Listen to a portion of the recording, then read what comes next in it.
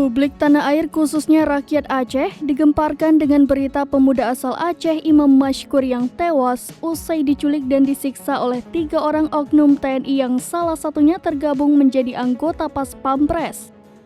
Dikabarkan kini ketiga orang TNI yang diduga pelaku penyiksaan tersebut telah diamankan dan ditetapkan sebagai tersangka.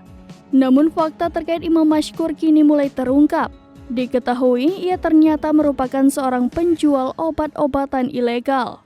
Mengutip tribunnews.com, hal ini diungkapkan oleh Ketua RT setempat Sarip Marjaya pada Senin 28 Agustus 2023. Ia mengatakan bahwa Imam menjual obat-obatan ilegal dengan kedok toko kosmetik di Jalan Sandratek RT 2 RW 6, Kelurahan Rempoa, Kecamatan Ciputat Timur, Kota Tangerang Selatan.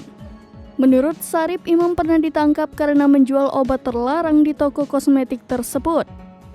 Sarip mengetahui fakta tersebut ketika ia memanggil pemilik toko yang dikontrakan kepada Imam.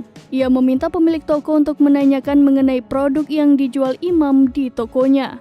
Sebab Sarip yang mulai curiga menduga toko kosmetik yang dijaga Imam itu memang hanya kedok untuk menjual obat-obatan ilegal.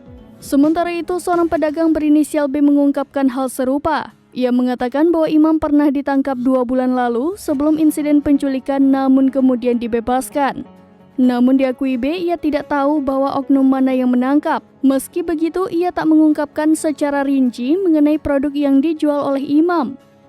B hanya menegaskan bahwa para pelanggan di toko kosmetik Imam rata-rata dari kalangan pengamen hingga tukang parkir.